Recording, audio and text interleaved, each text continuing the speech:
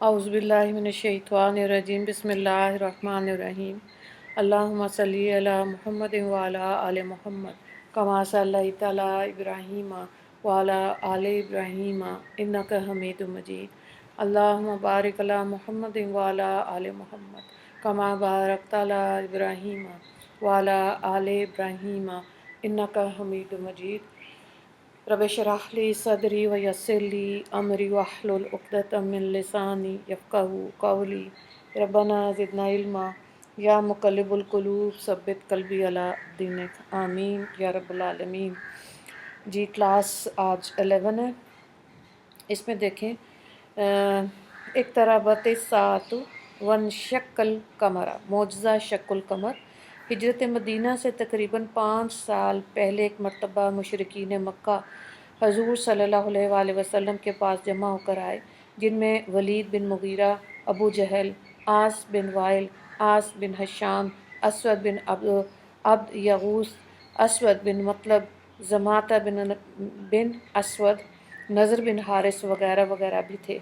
आप सल्लल्लाहु अलैहि वसल्लम से ये दरख्वास्त की कि अगर आप सल्लल्लाहु अलैहि वसल्लम सच्चे नबी हैं तो अपनी नबूवत का कोई ख़ास निशान दिखाएं। और एक रवायत में ये कहा गया कि चाँद के 2 टुकड़े करके दिखाएं। रात का वक्त था, 14वीं रात का चाँद तुलू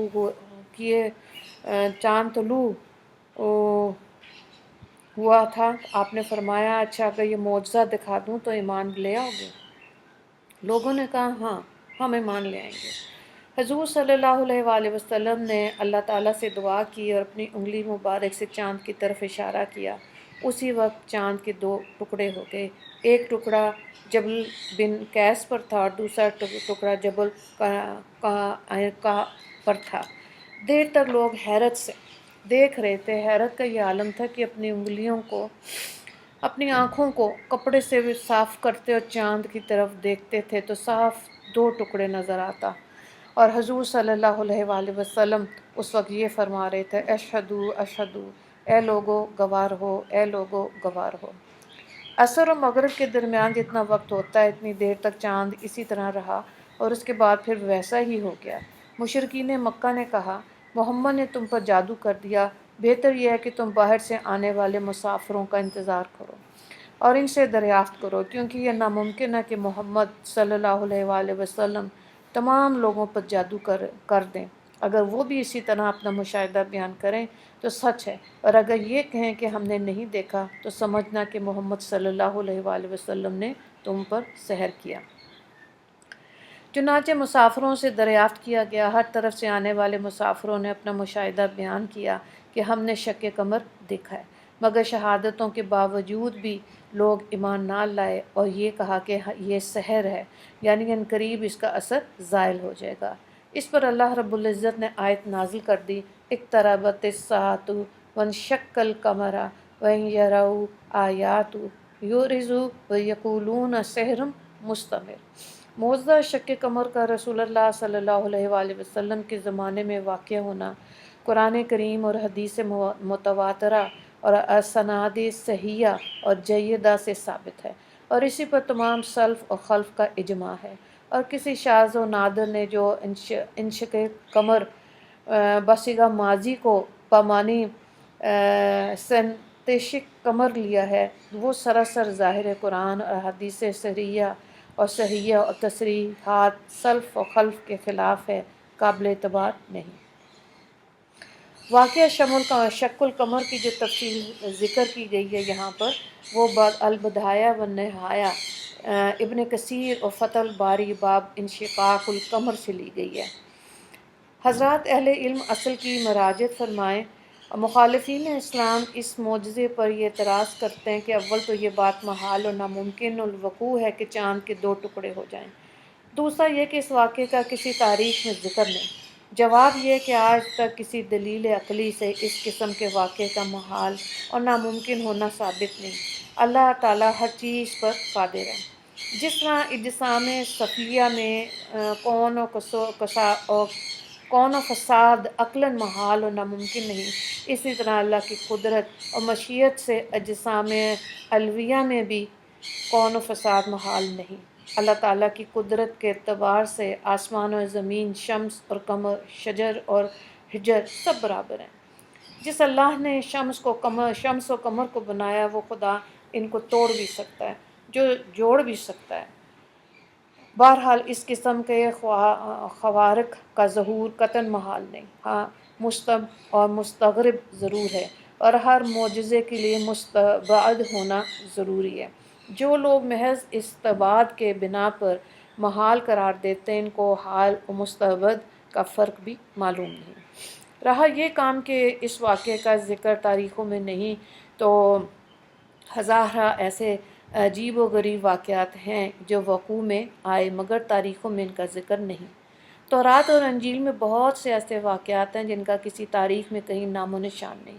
नीज़ शक्ल कमर का वाक़या रात का वाक़या है, जो अमूमन लोगों के आराम का वक्त है, जो सिर्फ़ थोड़ी देर के लिए रहा। इसलिए अगर आम तौर पर लोगों को इसका इल्म ना हुआ तो ताज्जुब नहीं। बज़ा औक़ात चाँद और सूरज ग्रहण होते हैं और बहुत से लोगों को इल्म भी नहीं होता। नीज़ इख्तलाफ की वजह से बहुत से मकामात पर इस वक्त दिन होगा और किसी जगह आधी रात होगी। अमूमन लोग सोते होंगे। नीज़ इस मौजज़े से मकसद फ़क़त अहले मक्का को दिखाना और उन पर हुज्जत तमाम करना था। वो मकसूद हासिल हो गया, तमाम आलम को दिखाना मकसद भी नहीं था। नीज़ किसी शय का देखना अल्लाह के दिखाने पर मौकूफ़ है। अगर कोई शय नज़रों के सामने भी हो और अल्लाह ताला ना दिखाना चाहें तब भी वो शय नज़र नहीं आती। दूसरा मोजज़ा था रद्द शम्स। हजूर के मशहूर मोजज़ात में से मोजज़ा रद्द शम्स भी है, यानी सूरज का गुरूब होकर फिर निकल आना। अस्मा बिन अमीस रज़ी अल्लाह ताला अन्हा से मरवी है कि हजूर खैबर के करीब मुकाम सहेबा में थे और सर मुबारक हज़रत अली करमुल्लाह वजहू की गोद में था, और हज़रत अली ने असर की नमाज नहीं पढ़ी थी। किसी हालत में वही का नज़ूल शुरू हो गया, यहाँ तक कि आफताब गुरूब हो गया। हजूर सल्लल्लाहु अलैहि वसल्लम ने पूछा, तुमने असर की नमाज पढ़ी? अर्ज़ किया, नहीं। हजूर सल्लल्लाहु अलैहि वसल्लम उसी वक्त दस्त दुआ हुए और अर्ज़ किया, ए अल्लाह, अली तेरे रसूल की अतात में था, आफताब को वापस भेज दे ताकि नमाज असर अपने वक्त पर अदा कर सके। अस्मा बिन्त उमैस कहती हैं कि आफताब गुरूब के बाद लौट आया और उसकी शुआएं ज़मीन और पहाड़ पर पड़ी। इमाम तहावी रहमुल्लाह फरमाते हैं कि ये हदीस सही है और इसके तमाम रावी सका हैं। इब्न जौज़ी, इब्न तैमिया ने इस हदीस को मौजू और बेअसल बताया है। शेख जलालुद्दीन सयूती रहमुल्लाह ने इस हदीस के बारे में एक मुस्तकिल रसाला लिखा और इसका नाम कश्फुल लबस अन हदीस रद्दुशम्स रखा, जिसमें इस हदीस के तुर्क असानीद पर कलाम फरमाया और इस हदीस का सही होना साबित किया। और अल्लामा ज़रक़ानी ने भी शरह मवाहिब में इस हदीस का सही और मुस्तनद होना साबित किया। मोजज़ा हब्से शम्स। बाज़ ज़ईफ़ रवायतों में है कि एक मरतबा हजूर सल्लल्लाहु अलैहि वसल्लम के लिए थोड़ी देर के लिए आफताब की हरकत रोक दी गई। ये रवायत मुहद्दिसीन के नज़दीक मोतबर नहीं है, चूँकि शक्ल कमर और रद्द शम्स और हब्से शम्स ये तीनों मोजज़े मुतकारिब थे, इसलिए हमने इन तीनों को एक ही सिलसिले में ज़िक्र किया। किताब में ऐसे लिखा है। ये मोजज़ा मक्का मुकरमा में वाक़या हुआ। नबी करीम सल्लल्लाहु अलैहि वसल्लम जब मेराज से वापस आए, कुरैश के सामने असर व मेराज की कैफियत बयान की तो कुरैश ने बैतुल मुक़द्दस की अलामतें दरियाफ़्त की और आपसे एक काफ़िले का हाल पूछा जो बग़र्ज़ तजारत शाम की तरफ हो गया था कि वो काफ़िला कब वापस आएगा। आपने फरमाया, वो काफ़िला बुध के रोज़ मक्का में दाखिल होगा। जब बुध का दिन आखिर होने लगा और शाम होने लगी तो कुफ़ार ने शोर मचाया। उस वक्त नबी करीम सल्लल्लाहु अलैहि वसल्लम ने दुआ फरमाई। अल्लाह ताला ने आफताब को इसी जगह ठहरा दिया जहाँ था, यहाँ तक कि काफ़िला आ गया। इस तरह अल्लाह ताला ने आपकी तस्दीक ज़ाहिर कर दी। बाकी असबाब को देखें। 3 सवाल।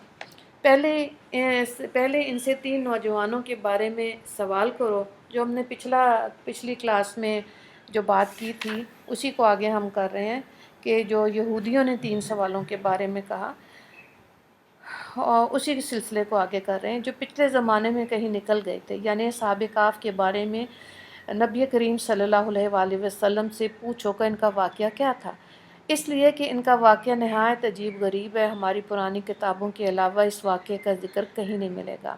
اگر وہ نبی ہیں تو اللہ تعالیٰ کی طرف سے خبر پا کے ان کے بارے میں بتا دیں گے، ورنہ نہیں بتا سکیں گے۔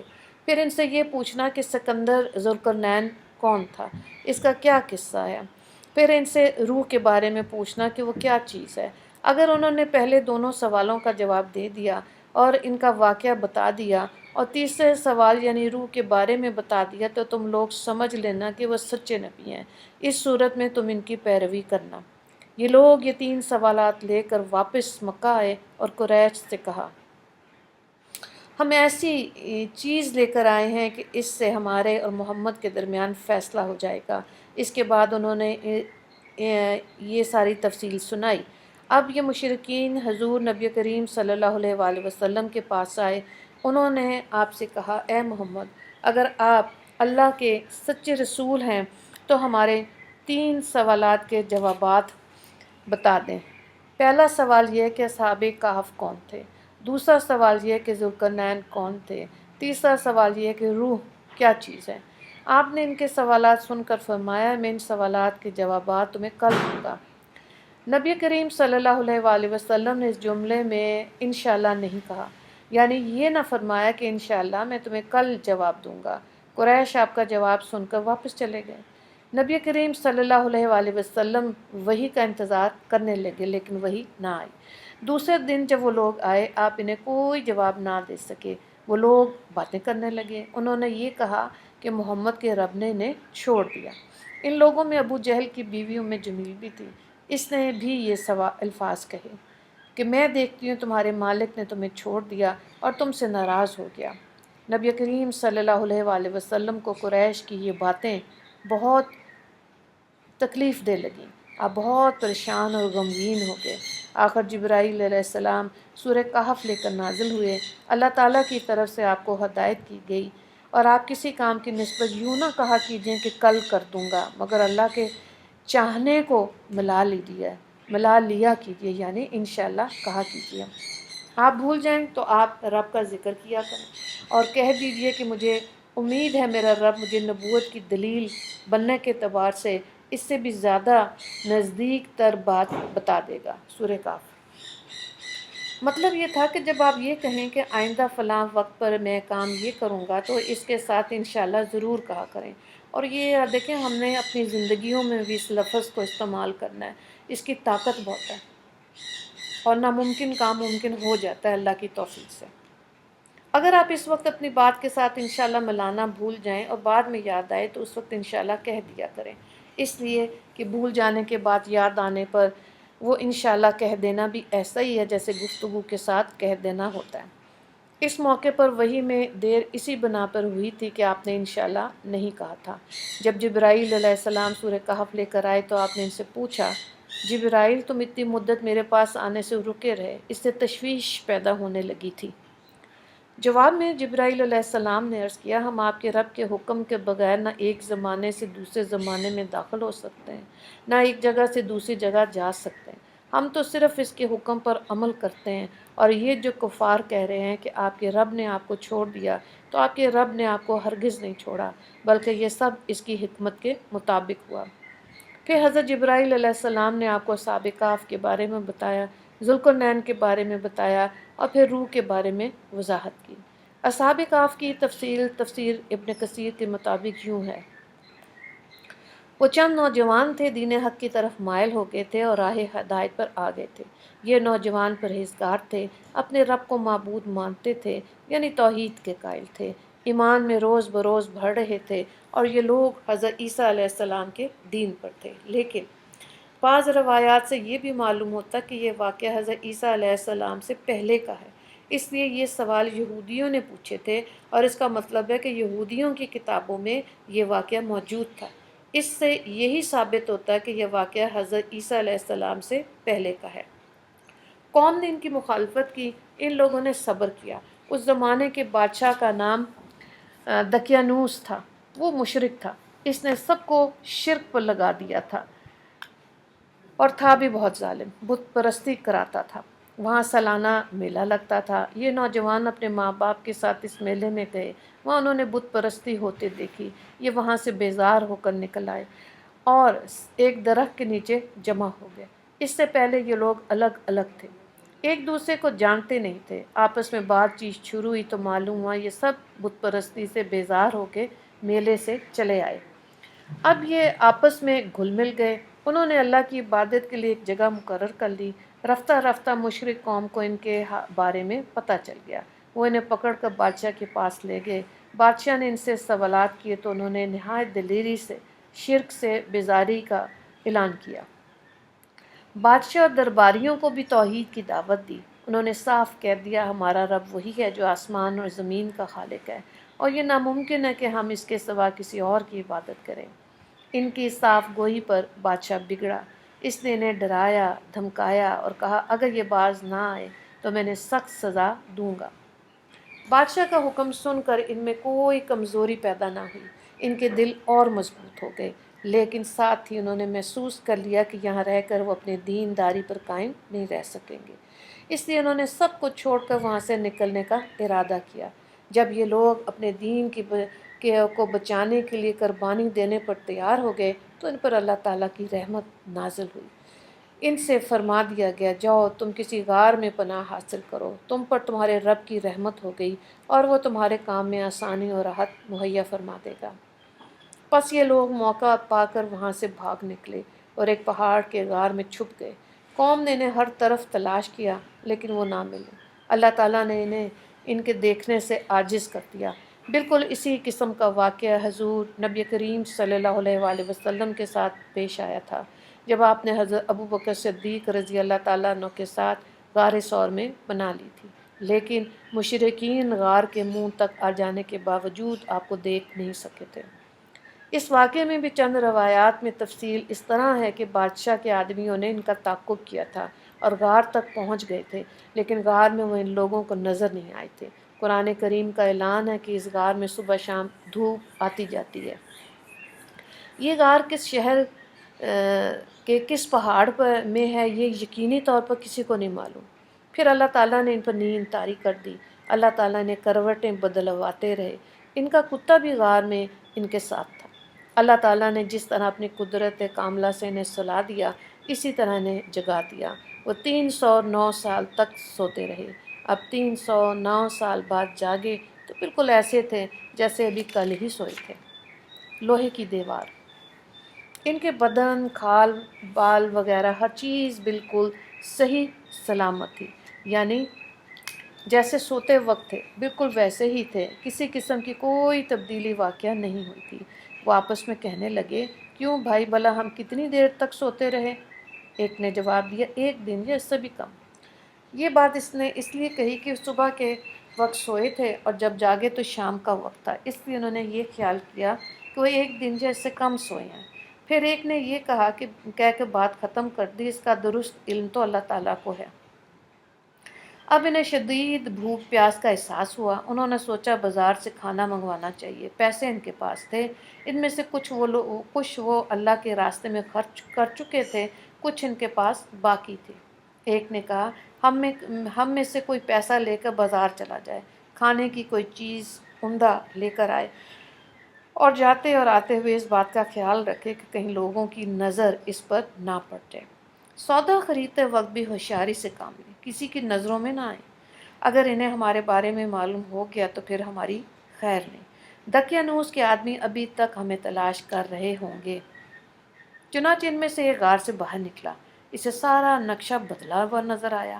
اب اسے کیا معلوم تھا کہ وہ 309 سال تک سوتے رہے۔ اس نے دیکھا کوئی چیز اپنے پہلے حال پر نہیں۔ شہر میں کوئی بھی اسے جاننا پہچانا نظر ہی نہ آیا۔ حیران ہو گیا، پریشان تھا اور ڈرے ڈرے انداز میں آگے بڑھ رہا تھا۔ اس کا دماغ چکرا رہا تھا، سوچ رہا تھا کل شام تو ہم اس شہر کو چھوڑ کے گئے، پھر یہ اچانک کیا ہو گیا؟ جب زیادہ پریشان ہوا تو اس نے اپنے دل میں فیصلہ کیا کہ مجھے جلد از جلد سودا لے کے اپنے ساتھیوں کے پاس غار میں واپس جانا چاہیے۔ آخر وہ ایک دکان پر پہنچا، دکاندار کو پیسے دیے اور کھانے پینے کا سامان طلب کیا۔ दुकानदार इस सिक्के को देखकर हैरान रह गया। इसने वो सिक्का साथ वाले दुकानदार को दिखाया, बोला, भाई ज़रा देखना ये सिक्का किस ज़माने का है। इसने दूसरे को कहा। इसका सिक्का कई हाथों में घूम गया। कई आदमी वहाँ जमा हो गए। आखिर उन्होंने इससे पूछा, तुम ये सिक्का कहाँ से लाए, तुम किस मुल्क के रहने वाले हो। जवाब में इसने कहा, मैं तो इसी शहर का रहने वाला हूँ, कल शाम ही तो यहाँ से गुजरा। यहाँ का तो बादशाह दकियानूस है। वो सब इसकी बात सुनकर हंस पड़े, बोले, ये तो कोई पागल है, इसे पकड़कर बादशाह के पास ले चलो। आखिर इसे बादशाह के सामने पेश किया गया। वहाँ से इससे सवालात किए गए।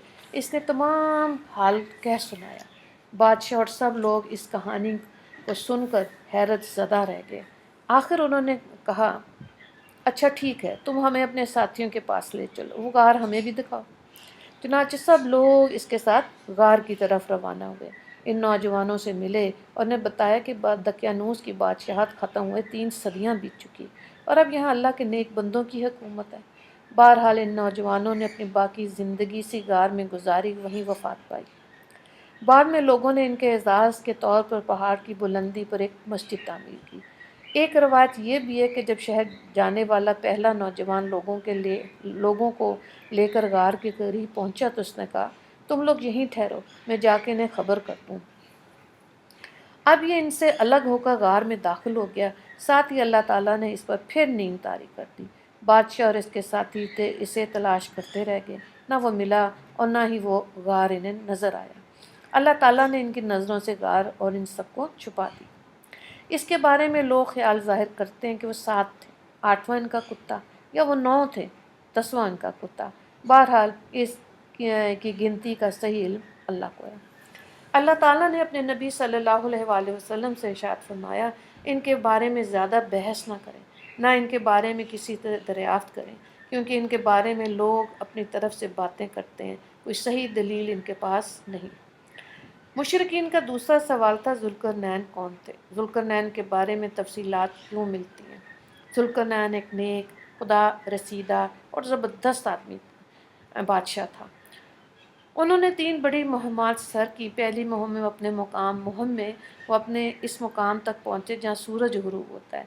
यहाँ इन्हें एक ऐसी कौम मिली जिसके बारे में अल्लाह ने इन्हें इख्तियार दिया कि चाहे तो इस कौम को सज़ा दें, चाहे तो इनके साथ नेक सलूक करें। जुल्करनैन ने कहा, जो शख्स जालिम है हम इसे सज़ा देंगे और मरने के बाद अल्लाह ताला भी इसे सज़ा देंगे, अलबत्ता मोमिन बंदों को नेक बदला मिलेगा। दूसरी मुहिम में वो इस मुकाम तक पहुँचे जहाँ से सूरज तुलू होता है। वहाँ इन्हें ऐसे लोग मिले जिनके मकानात की कोई छत वगैरह नहीं थी। तीसरी मुहिम में वो 2 घाटियों के दरमियान पहुँचे। यहाँ के लोग इनकी बात नहीं समझते थे। उन्होंने इशारों में या तर्जुमान के ज़रिए याजूज माजूज की तबाहकारियों का शिकवा करते हुए इनसे दरख्वास्त की कि वो इनके और याजूज माजूज के दरमियान एक बंध बना दें। जुल्करनैन ने लोहे की चादरें मंगवाईं, फिर इनसे एक दीवार बनवाई, इसमें तांबा पिघला कर डाला गया। इस काम के होने पर जुल्करनैन ने कहा, यह अल्लाह का फजल है कि मुझसे इतना बड़ा काम हो गया। वाह! क़यामत के करीब याजूज माजूज इस दीवार को तोड़ने में कामयाब हो जाएंगे। जुल्करनैन के बारे में मुख्तलिफ वजाहतें किताबों में मिलती हैं। करनैन के मानी 2 सिमतों के हैं। जुल्करनैन दुनिया के 2 किनारों तक पहुँचे थे, इसलिए इन्हें जुल्करनैन कहा गया। बाज़ ने करन के मानी सींग के लिए हैं, यानी 2 सींगों वाले। इनका नाम सिकंदर था, लेकिन ये यूनान के सिकंदर नहीं हैं जिन्हें सिकंदर आज़म कहा जाता है। यूनानी सिकंदर काफिर था, जबकि ये मुस्लिम और अल्लाह के वली थे। ये साम बिन नूह अलैहिस्सलाम की औलाद में से थे। खिज़र अलैहिस्सलाम इनकी फ़ौज का झंडा उठाने वाले थे। तीसरे सवाल यानी रूह के बारे में अल्लाह ताला ने इरशाद फरमाया, ये लोग आपसे रूह के बारे में पूछते हैं, आप फरमान दीजिए कि रूह मेरे रब के हुक्म से कायम है, यानी रूह की हकीकत इसी के इल्म में है, इसके सिवा इसके बारे में कोई नहीं जानता। रूह के बारे में यहूदियों की किताबों में भी बिल्कुल यही बात दर्ज थी कि रूह अल्लाह के हुक्म से कायम है। इसका इल्म अल्लाह ही के पास है और इसने अपने सिवा किसी को नहीं दिया। यहूदियों ने मुशरिकों से पहले ही कहा था कि अगर उन्होंने रूह के मुतल्लिक कुछ बताया तो समझ लेना वो नबी नहीं है, और अगर सिर्फ ये कहा कि रूह अल्लाह के हुक्म से कायम है تو سمجھ لینا وہ سچے نبی ہیں۔ آپ نے بالکل یہی جواب دیا۔ لگے ہاتھوں یہاں یہ واقعہ بھی سن لیں کہ جب مسلمانوں نے ہندوستان فتح کیا تو ہندو مذہب کا ایک عالم مسلمان عالموں سے مناظرہ کرنے کے لیے آیا۔ اس نے مطالبہ کیا کہ میرے مقابلے میں کسی عالم کو بھیجو۔ اس پر لوگوں نے امام رکن الدین کی طرف اشارہ کیا۔ اگلا ہے چیپٹر حق دلوا دیا۔ اب اس ہندوستانی نے ان سے پوچھا تم کس کی عبادت کرتے ہو؟ انہوں نے جواب دیا ہم اس اللہ کی عبادت کرتے ہیں جو سامنے نہیں ہے۔ اس پر اس ہندی عالم نے پوچھا تمہیں اس کی خبر کس نے دی؟ امام رکن الدین بولے حضرت محمد صلی اللہ علیہ وآلہ وسلم نے۔ اس پر اس ہندی نے کہا تمہارے پیغمبر نے روح کے بارے میں کیا کہا؟ امام بولے یہ کہ روح میرے رب کے حکم سے قائم ہے۔ اس پر اس ہندی عالم نے کہا تم سچ کہتے ہو۔ پھر وہ مسلمان ہو گیا۔ ایک روز نبی کریم صلی اللہ علیہ وآلہ وسلم اپنے چند صحابہ رضی اللہ تعالیٰ عنہم کے ساتھ مسجد حرام میں تشریف فرما تھے۔ ایسے میں قبیلہ زبید کا ایک شخص وہاں آیا۔ اس وقت نزدیک ہی قریش مکہ میں بھی مجمع لگائے ہوئے بیٹھے تھے۔ قبیلہ زبید کا وہ شخص ان کے نزدیک کیا اور ارد گرد گھومنے لگا۔ پھر اس نے کہا اے قریش کوئی شخص کیسے تمہارے علاقے میں داخل ہو سکتا ہے اور کوئی تاجر کیسے تمہاری سرزمین پر آ سکتا ہے جبکہ تم ہر آنے والے پر ظلم کرتے ہو؟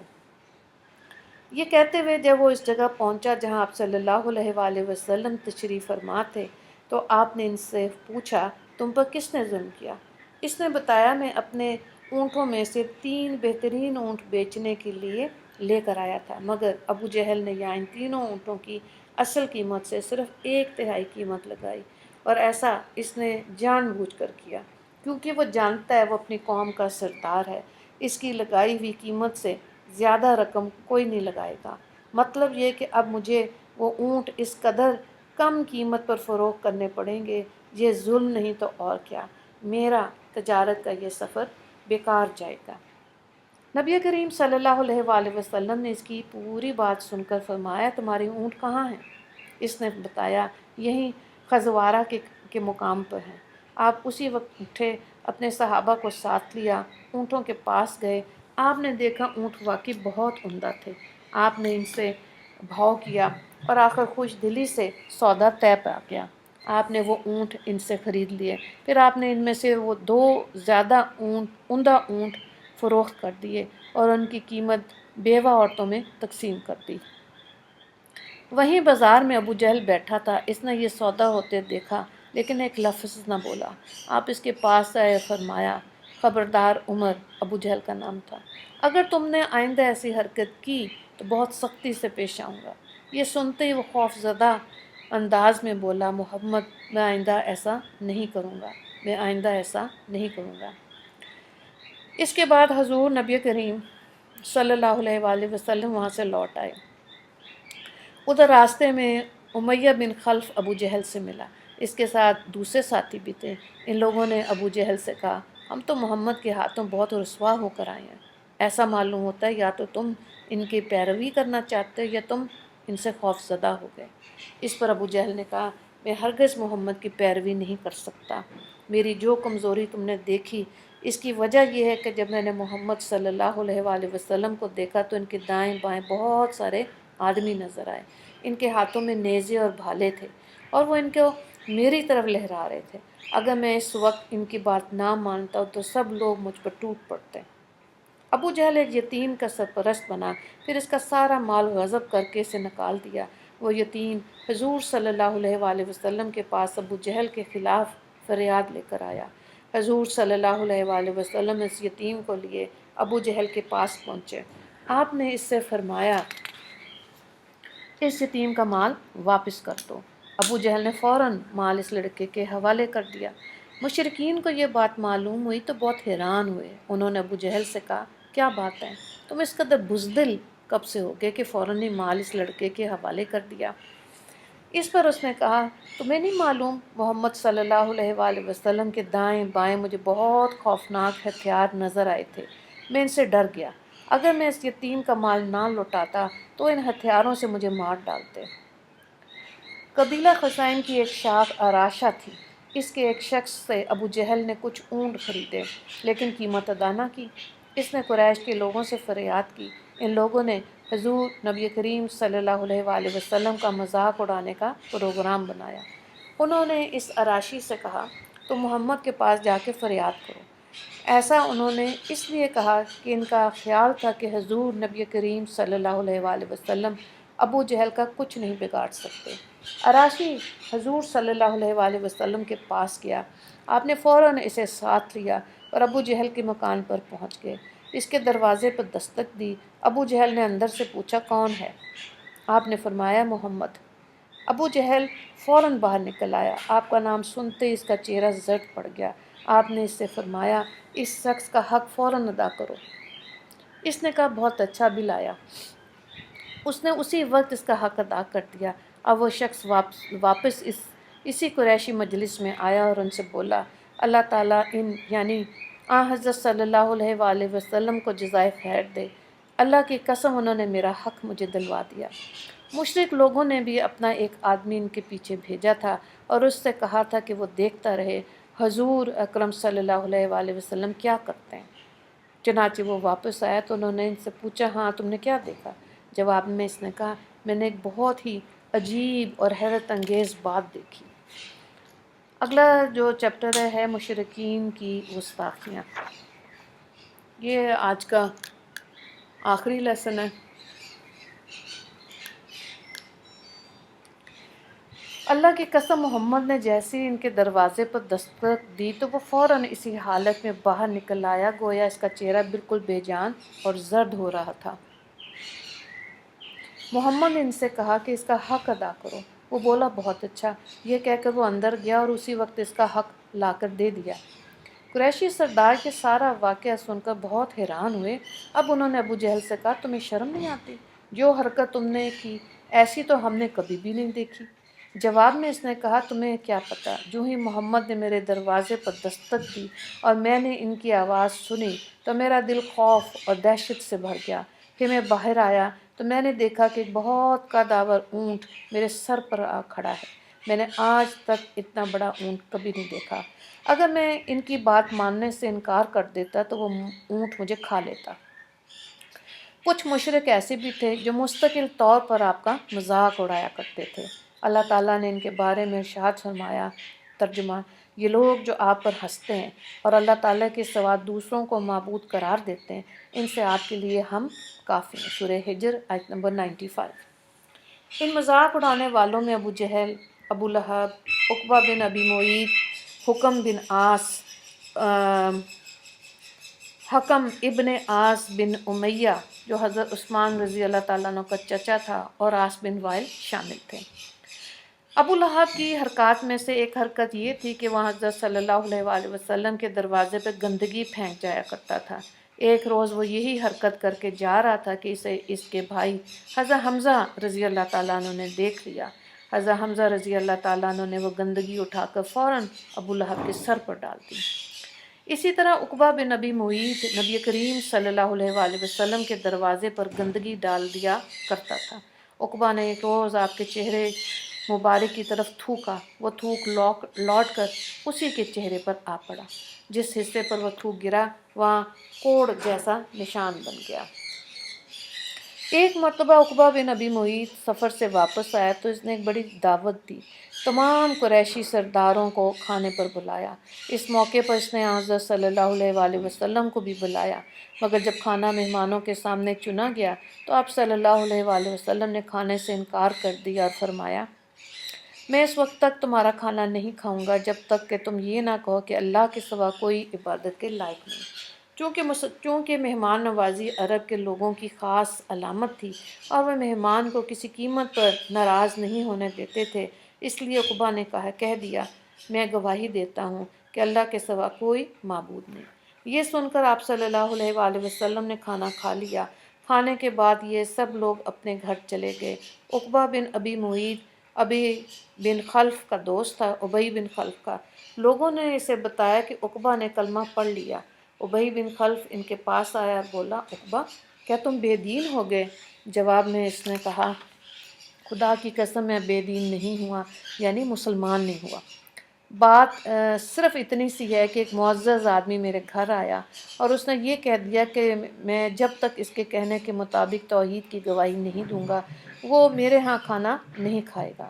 مجھے اس بات سے شرم آئی کہ ایک شخص میرے گھر آئے اور کھانا کھائے بغیر چلا جائے، اس لیے میں نے وہ الفاظ کہہ دیے اور اس نے کھانا کھا لیا، لیکن سچ یہی ہے میں نے وہ کلمہ دل سے نہیں کہا تھا۔ یہ بات سن کر ابی بن خلف کا اطمینان نہ ہوا۔ اس نے کہا، میں اس وقت تک نہ اپنی شکل تمہیں دکھاؤں گا نہ تمہاری شکل دیکھوں گا جب تک کہ تم محمد کا منہ نہ چڑھاؤ، اس کے منہ پر تھوکو اور اس کے منہ پر نہ مارو۔ یہ سن کر عقبہ نے کہا، یہ میرا تم سے وعدہ ہے۔ اس کے بعد جب حضور نبی کریم صلی اللہ علیہ وآلہ وسلم اس بدبخت کے سامنے آئے، اس نے آپ کا منہ چڑھایا، آپ کے چہرے مبارک پر تھوکا، لیکن اس کا تھوک آپ کے چہرے مبارک تک نہ پہنچ سکا بلکہ خود اس کے منہ پر آ کر گرا۔ اس نے محسوس کیا گویا آگ کا کوئی انگارہ اس کے چہرے پر آ گیا۔ اس کے چہرے پر جلنے کا نشان باقی رہ گیا اور مرتے دم تک رہا۔ اسی عقبہ بن معیط کے بارے میں سورہ فرقان کی آیت نمبر 37 نازل ہوئی۔ ترجمہ: جس روز ظالم اپنے ہاتھ کاٹ کاٹ کھائے گا اور کہے گا کیا ہی اچھا ہوتا میں رسول کے ساتھ دین کی راہ پر لگ جاتا۔ اس آیت کی تفسیر میں لکھا ہے کہ جس روز ظالم آدمی جہنم میں کوہنی تک اپنا ہاتھ دانتوں سے کاٹے گا اور پھر دوسرے ہاتھ کو کاٹ کر کھائے گا، جب دوسرا کھا چکے گا تو پہلا پھر اگ جائے گا اور وہ اسے کاٹنے لگے گا، غرض اسی طرح کرتا رہے گا۔ اسی طرح حکم بن عاص بھی حضرت صلی اللہ علیہ وآلہ وسلم کے ساتھ مسخرہ پن کرتا تھا۔ ایک روز آپ چلے جا رہے تھے، یہ آپ کے پیچھے چل پڑا، آپ کا مذاق اڑانے کے لیے منہ اور ناک سے طرح طرح کی آوازیں نکالنے لگا۔ آپ چلتے چلتے اس کی طرف مڑے اور فرمایا، تو ایسا ہی ہو جا۔ چنانچہ اس کے بعد یہ ایسا ہو گیا کہ اس کے منہ اور ناک سے ایسی ہی آوازیں نکلتی رہی تھیں۔ 1 ماہ تک یہ بے ہوشی کی حالت میں رہا، اس کے بعد مرنے تک اس کے منہ اور ناک سے ایسی ہی آوازیں نکلتی رہیں۔ اسی طرح عاص بن وائل بھی آپ صلی اللہ علیہ وآلہ وسلم کا مذاق اڑایا کرتا تھا۔ وہ کہا کرتا تھا کہ محمد اپنے آپ کو اور اپنے ساتھیوں کو نعوذ باللہ یہ کہہ کر دھوکہ دے رہے ہیں کہ مرنے کے بعد دوبارہ زندہ کیے جائیں گے۔ خدا کی قسم ہماری موت صرف زمانے کی گردش اور وقت کے گزرنے کی وجہ سے آتی ہے۔ اسی عاص بن وائل کا ایک قصہ اور ہے۔ حضرت خباب بن ارت رضی اللہ تعالیٰ عنہ مکہ کے میں لوہار کا کام کرتے تھے، تلواریں بناتے تھے۔ انہوں نے عاص بن وائل کو کچھ تلواریں فروخت کیں، ان کی اس نے بھی قیمت ادا نہ کی۔ خباب بن ارت رضی اللہ تعالیٰ عنہ نے ان سے قیمت کا تقاضا کرنے کے لیے گئے تو اس نے کہا، خباب تم محمد کے دین پر چلتے ہو، کیا وہ یہ دعویٰ نہیں کرتے کہ جنت والوں کو سونا چاندی، قیمتی کپڑے، خدمت گار اور اولاد مرضی کے مطابق ملے گی؟ حضرت خباب بن ارت رضی اللہ تعالیٰ عنہ بولے، ہاں یہی بات ہے۔ اب عاص نے ان سے کہا، میں اس وقت تک تمہارا قرض نہیں دوں گا جب تک کہ تم محمد کے دین کا انکار نہیں کرو گے۔ باقی لیسنز انشاءاللہ اگلی کلاس میں کریں گے۔ یہاں پہ آج کی کلاس مکمل ہوئی۔ دعا ضرور کریں آپ۔ وآخر دعوانا ان الحمد للہ رب العالمین۔ اللہم اغفر للمسلمین والمسلمات والمؤمنین والمؤمنات۔ السلام علیکم ورحمۃ اللہ وبرکاتہ۔